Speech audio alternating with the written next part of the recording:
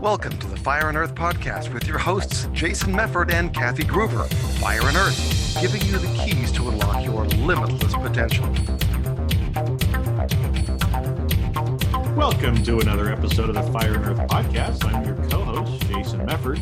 And I am Kathy Groover. And Jason, I don't know about you, but I don't know if you've ever found yourself just sort of burnt out, a little bit tired. Maybe you find yourself saying yes to too many things. You're really knowing that you should say no and take a break. And we just don't, right? We just sort of power through and do the thing. I'm sure you've never experienced that at all. Yeah, I don't know what you're talking about. I never have that stuff happen. No. Except for like maybe right now. Yeah, no, me neither. I'm not completely booked balls to the wall either. So yeah, I know both of us run our own businesses. We see clients, we have our own practices, for lack of a better term, and we can burn out from that. And especially now post COVID, things are back online and things are happening, and I'm back to traveling, and it can be overwhelming. And I'm hearing a lot of my clients, specifically my coaching clients, go, I just can't seem to say no. Why do I keep finding myself in this pattern of being overbooked and too busy? So that's what we're going to talk about today. Some solutions to give yourself a little bit of a break so that you can be productive and on task without being blown out.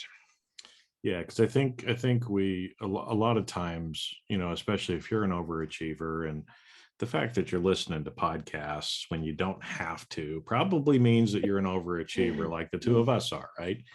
And I think a lot of times it's so easy for us to get caught in the trap of thinking we're important or we're doing important things if we're busy all the time.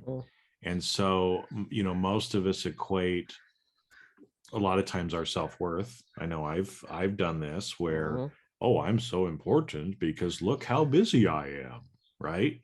And a lot of people wear that as a badge of courage, or when they start to feel tired and they start to feel that passion kind of go away, a lot of times we've been taught, well, you just got to push through. Yeah. And sometimes that's the thing that leads to burnout. Yep. When sometimes we do just need to take a little bit of a pause and realize, you know what, it's okay if I don't answer those emails for a day. Right. Nothing's going to happen. Yep. It's okay if I clear my calendar one morning a week and I go to the beach because I need to do it, right? Because sometimes that's what we need more. We don't need more doing. We do not need more doing, and we do need more being. And to quote Eckhart Tolle, can we find the being in the doing? We have to do. I mean, we have to put our pants on and leave the house and go make a living and pay the rent and pay the mortgage. And, we do live in a society where we have to do those things. And how can we do it in such a way that we're not driving ourselves crazy and burning ourselves out? Because there is such a thing as compassion fatigue.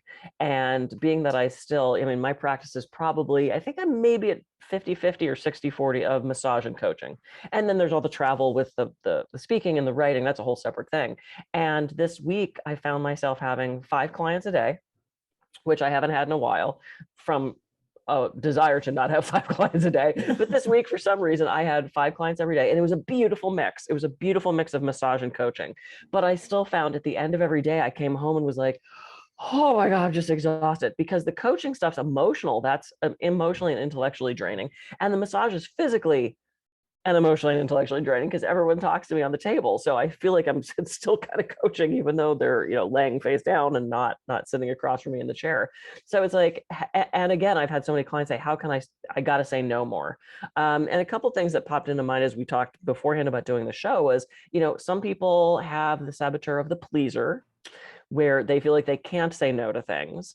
Some people have that past thing where they find their validation and identity through achieving, through being very busy. This is my Capricorn that we've talked about. As long as I stay busy, I can't perish.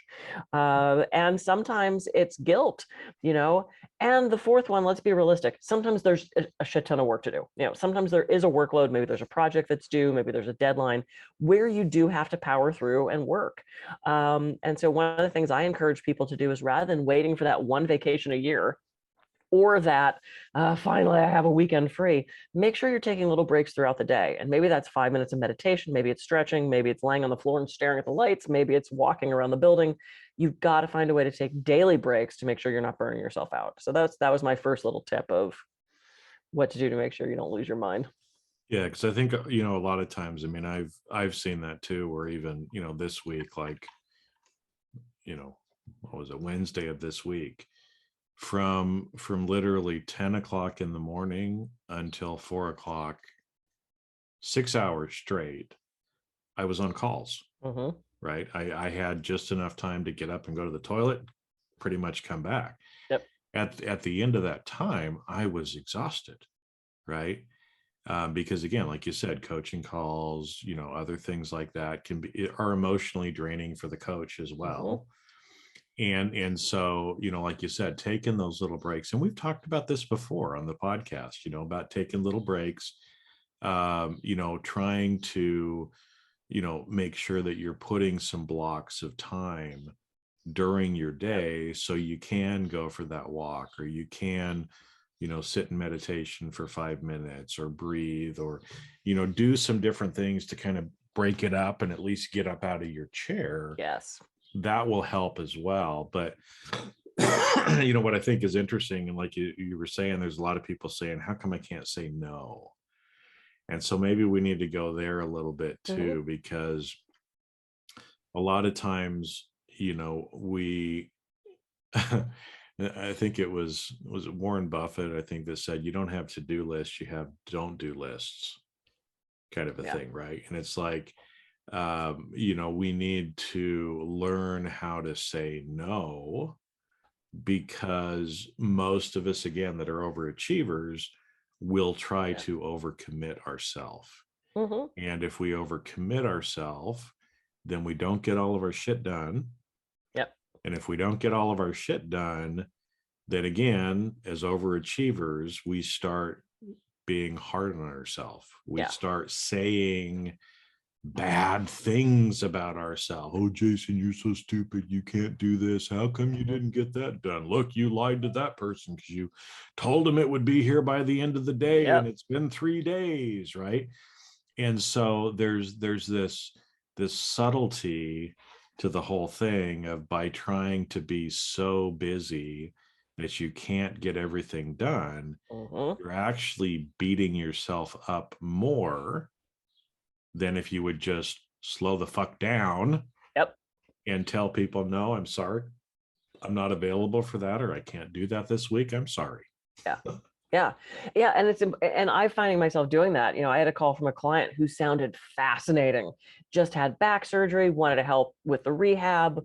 I would have to come to the house, and I was like, I don't really do that anymore. And then I said, well, where in town are you? Thinking, well, if they're right around the corner from my office, no, they were far away. And I was like, I just can't. I'm sorry. I'm booked for weeks and I just can't accommodate that. And so I started referring clients out, because I know what my limitations are. I no longer shove clients in that little 45-minute spot. I cross that off my calendar and I take that time, because I know if not, I'm going to burn out. I'm going to be miserable. I'm going to be of no use to my partner, to my clients, to anything else. So recognizing your limitations, I think, is huge. And being that I spent so many years building a business, overachieving. I'm not a pleaser, but I'm definitely a hyperachiever. I find my validation through doing, which is, I'm trying to shift that, and so many people do. And it's like, I'm finally recognizing, I can take time off.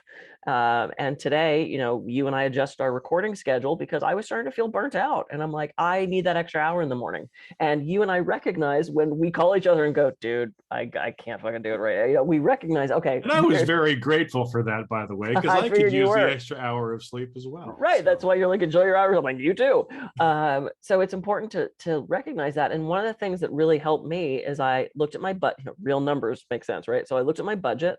I looked at how much money I had to make. I looked at how many clients that meant. And I know that if I see a certain number of clients, that is the minimum that I need to do. Anything over that's gravy. So if I have a client or two that cancels, rather than getting into this lack mentality of, oh, I'm not going to have enough, I count how many clients and I go, I still have 5 over my minimum. Why am I freaking out? And then it becomes my choice as to whether I put someone in that spot or whether I head to the beach with my boyfriend or whether I meditate or whether I work on my continuing ed or my book that I'm writing, or I get to choose what to do at that time. But knowing what I needed to make actually really turned that around for me, because I didn't have that self-employed panic of, oh, I'm failing. It's I'm like, going to be able to pay taxes the end I of the week know. or Oh whatever. God, yeah. It's like, ask the, what do you know to be true? I have plenty of money. I have plenty of clients. Figure that out for yourself. How much and that's for a self-employed person. If you work for somebody else, it's a little harder. Well, it's a little different, but I think it's again, because most of us, I know you and I are in this overachiever uh, state, right? And we've conditioned ourselves to thinking that checking shit off my list means I'm important, or it means I'm doing something, right? I mean, Mm-hmm. but at the end of the day, it really doesn't. And a lot of times we just have to stop and put things in perspective, right? So it's like there was something that I've got a few things that I carry forward on my list, right? I use Asana kind of for like, to do kind of stuff and projects and things that we're working on. And there's some stuff that I'll carry forward, right? Because it's like, that's a really good idea and I should do that. But after a while, right, I have to, once I've drugged that forward for 4 to 6 weeks or whatever, you need to kind of stop and go, is that really something that I'm gonna do? Yep. Or that is that important? And sometimes I just cross them off, right? Yep. It was a good idea. I never got to it. Probably not that big a deal. Right. On the flip side too, it's like I could work 16 hours a day. I can Yep. always find something to do. But, if I don't get back to that person until the end of the week, if, I choose to go outside for an hour and just walk around or just lay in the grass or whatever I'm going to do, Yep. is it really that big a deal in the grand scheme of life? Right. And it's usually not. Yeah. Right. Nobody gets to the end of their life and goes, oh, damn it, I wish I would have made, $100,000 more than I made, or I wish I would have worked more than I worked. Yeah. It's usually regret on the other side. So why push that stuff off and realize that, hey, if you only work 20 hours this week and you work 60 hours next week, that's okay too. Yeah. Right. If you feel like, there's sometimes that physically I just don't feel that well. Yeah. And I know I can't do certain things and I just have to take it easy, for a day or for part of a day. And what ends up happening, this happened to me last week. I woke up one morning not feeling so good. I don't get sick. Yeah. But I just wasn't cognitively there. Right. There was some energetic things that were going on. And I just kind of felt out of it for the morning. But all of a sudden, so I was just patient with myself and kind of took it slow, did what I could do. And then all of a sudden, it was around somewhere between 12 and 2 o'clock. All of a sudden, it was almost like this switch flipped in me. And it's like, oh, now I feel really good. And I go back to doing what I'm doing. Right. And realize that that's normal in our cyclical nature. And I didn't need to beat myself up for that morning. Yeah. I still got everything done that I needed to. And that is such a great point, because I don't think we honor those natural cycles of our own energy, and recognizing, there's this thing, the tyranny of the urgent. It has to be done right now. And I remember a couple of weeks ago, Eric and I had gone down to Los Angeles. I'm in this amazing hotel. He's doing something on his computer. I'm out laying by the pool. And it's like, oh, I should probably be working. And it's Sunday at 10:30 in the morning. It's like, why do I need to be working? You're going to go home and work. You're here at this great hotel that you paid money for, laying by the pool, which you're enjoying. You're kind of meditating. You're just, spending time in your own head. Like, why would I go sit in the hotel room and work when I can work once I get home, or tomorrow, during normal business hours. So I think it's giving yourself permission. And I've started like handing out permission slips at my talks, giving yourself permission to have a fuck off day, or take the morning off, or to play a video game instead of doing the homework that you were supposed to do. Now, don't get too carried away. We do want to make sure the work gets done. But if you find yourself 30 days later and you're in your basement playing video games with Cheetos and you haven't showered and like the cat is missing and you don't, it's a whole scenario. Giving yourself permission to take that time, though, I think is really important and something we don't often do. And for those pleasers out there, because there is a difference between Jason and I with the hyperachieving, finding our identity that way, and the pleasers who find that identity by helping people and by always being available. If you're one of those people who says yes because you feel obligated to, because of guilt or shame or obligation, try to find a way to start saying no to things. And maybe you have to start out small, and just say, I'm sorry, I can't do that. You don't have to say why. You don't have to give them any explanation other than, I'm sorry, this doesn't fit into my schedule, or whatever the situation is. And recognizing that you're not saying no to the person, you're not rejecting the person, you're saying no to that thing they are asking you to do. And on the flip side of that, also reaching out for help is so important. And I have a lot of clients that have trouble with that too. They don't want to admit they need help or they need more time. If they say it was going to be done by 1, and if something happens and it's not done by 1, they will feel horrible, rather than communicating and say, look, my intention was to get that to you by 1. I ran into this snag, this snag, this snag. I'll have it to you by 3.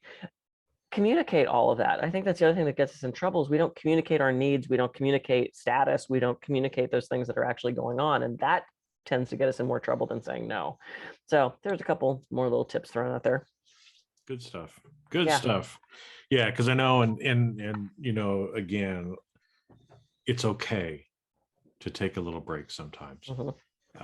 It's okay. I love that idea of the permission slips.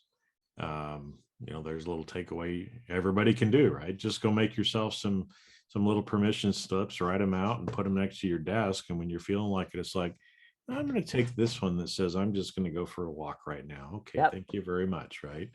And off you go. Because again, taking that hour break, it's still going to be there. And it's going to make you more productive. It's going to make you more productive too. Yeah. Yep. Good stuff. Good stuff. All right, everyone, go take a break. Go take a break. Yeah. Well, we should go take a break. I think we probably should. We should. It's the most contrived ending ever. But no, I mean, you have to give yourself permission to do that. Recognize why you say yes to everything. Are you overachieving? Is that how you were raised? Is that your guilt? Is that fear? What is it? If you can identify why you do it, then you can help make changes for that. So knowledge is power. That's my last thought on that. Exactly. Cool. Well, I'm Kathy Groover. I can be reached at kathygroover.com. And I'm Jason Mefford. I can be reached at jasonmefford.com. So go out, take a little break. I think I'm going to go take a little break right now, too, before my next call. So have a great week, and we will catch you on the next episode of the Fire and Earth Podcast.